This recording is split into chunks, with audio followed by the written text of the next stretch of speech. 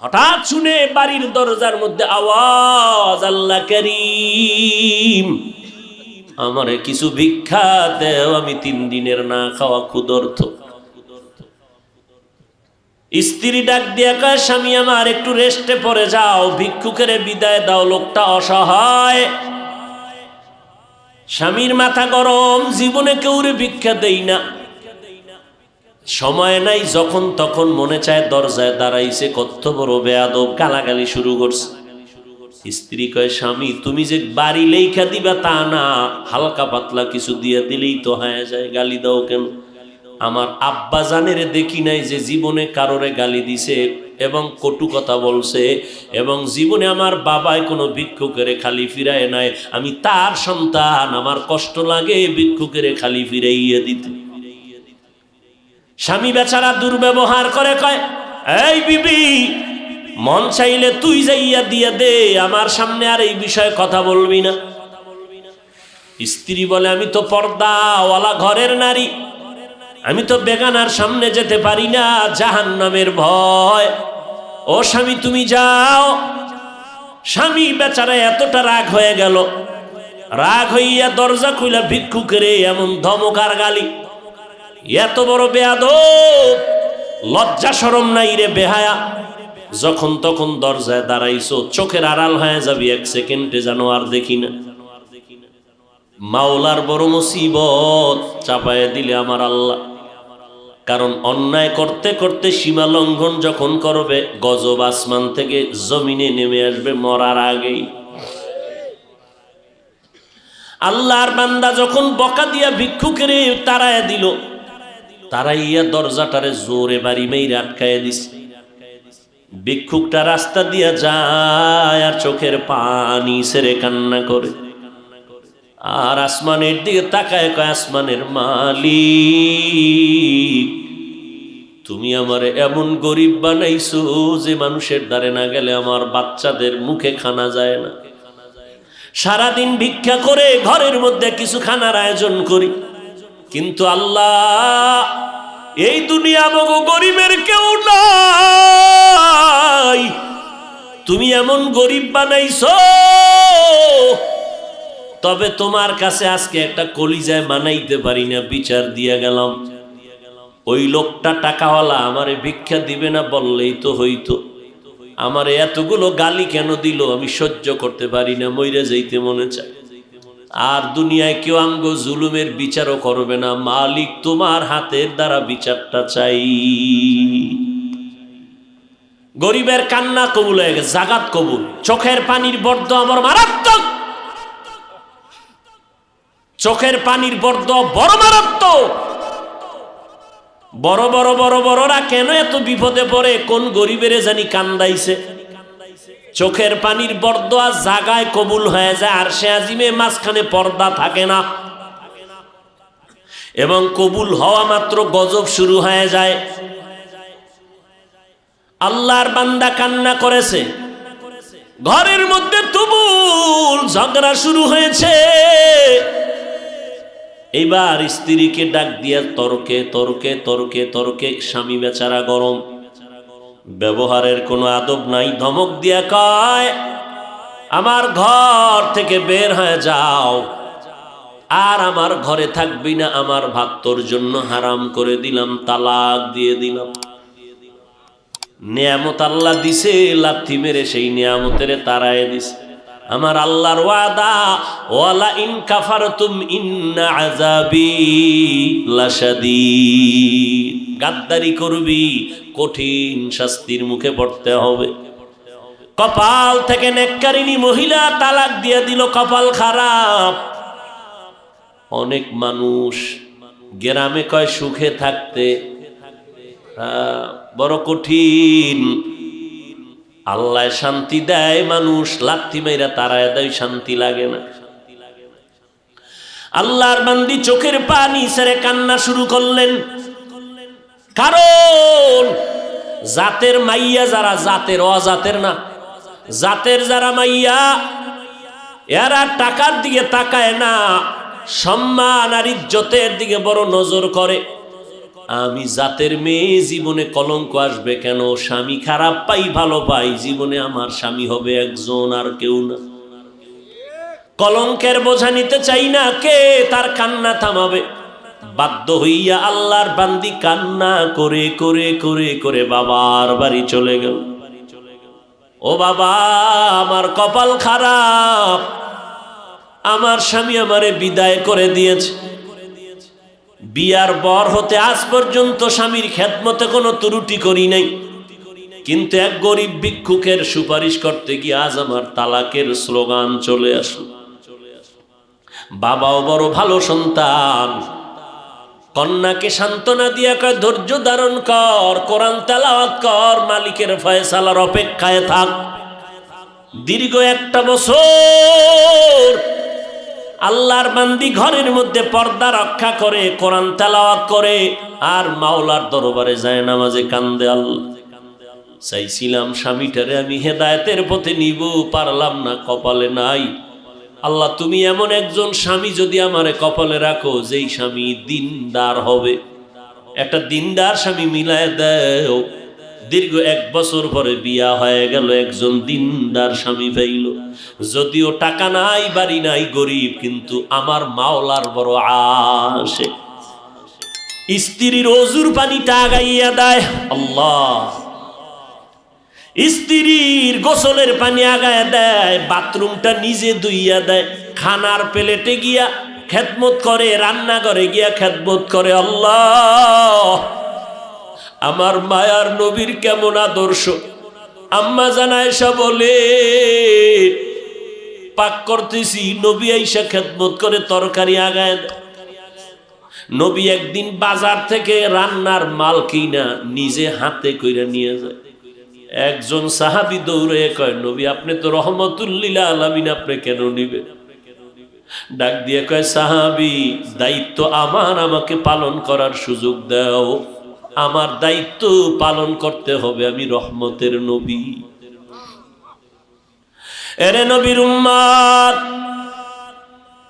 স্বামী এখন নামাজের আগে স্ত্রী কয় নামাজ পড়বা, রান্না বাড়ি বন্ধ।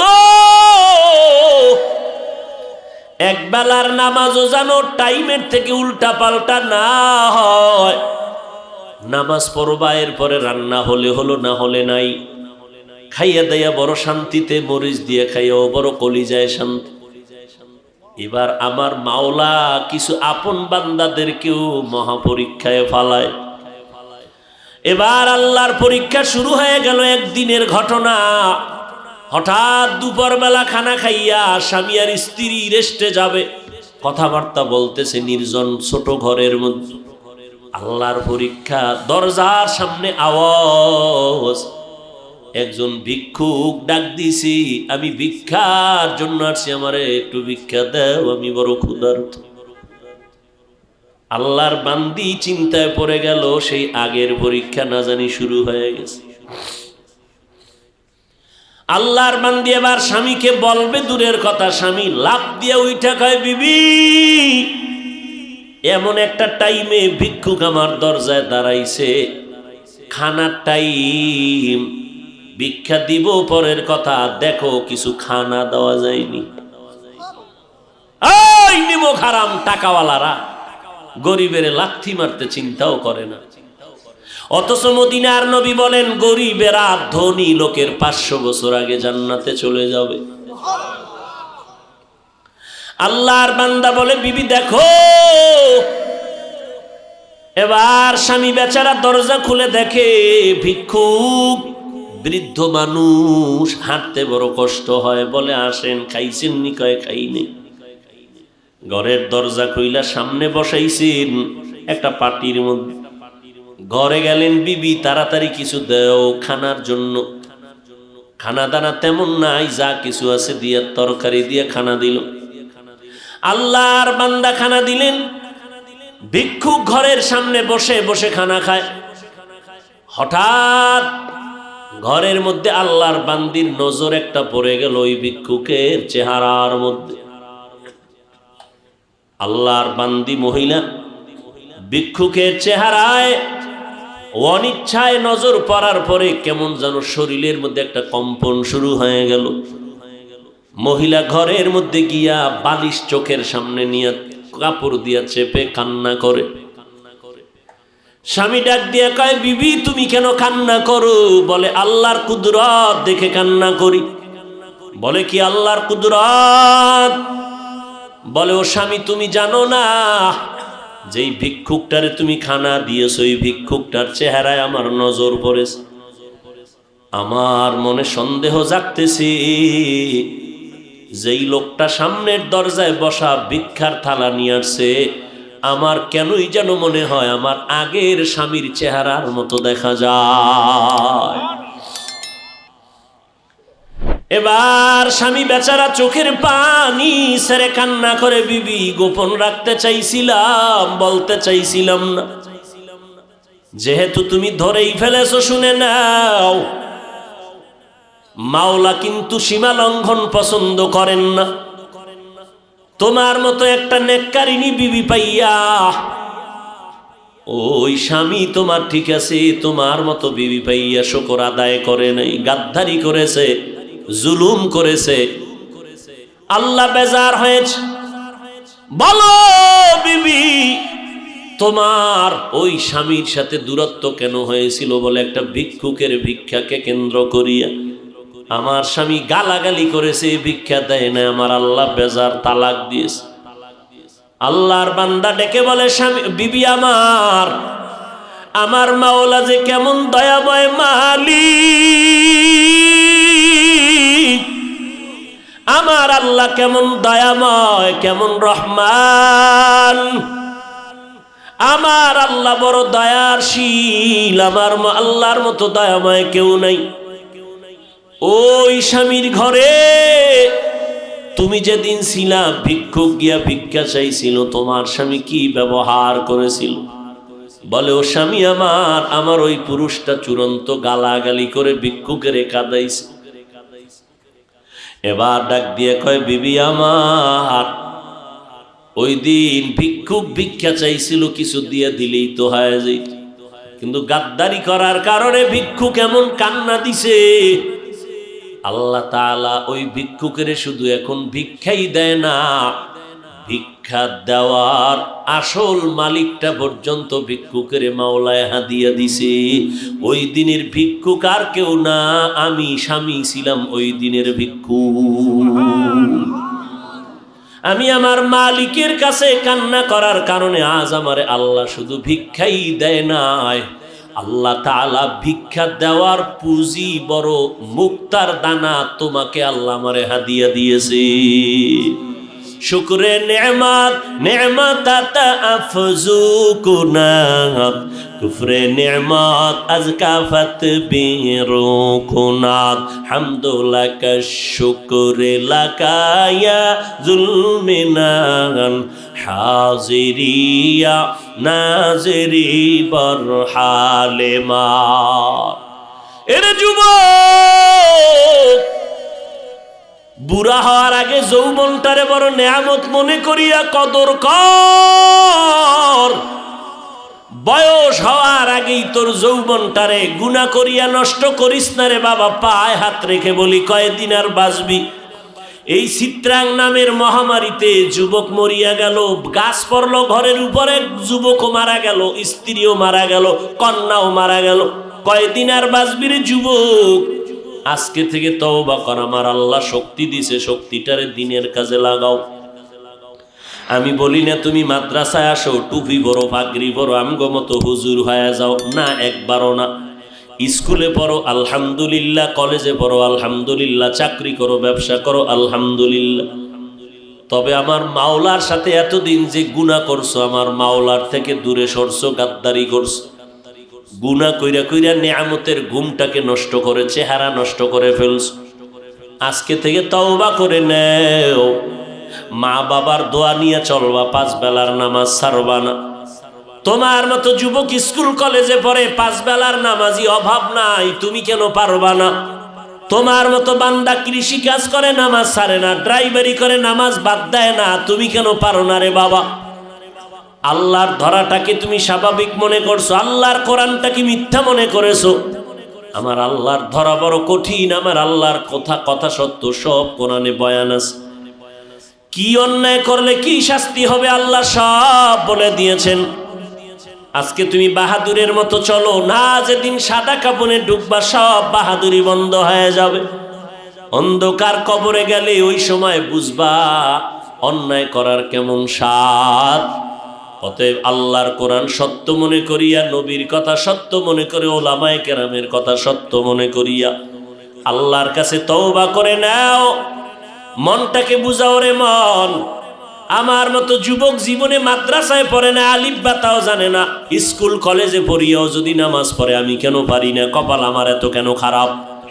আমার মতো বান্দা যদি ড্রাইভারি করে, র্যাব, আর্মি, পুলিশ, বিডিআরের চাকরি করে, কোটি টাকার ব্যবসা করে, নামাজ পড়ে আমি কেন পারি না?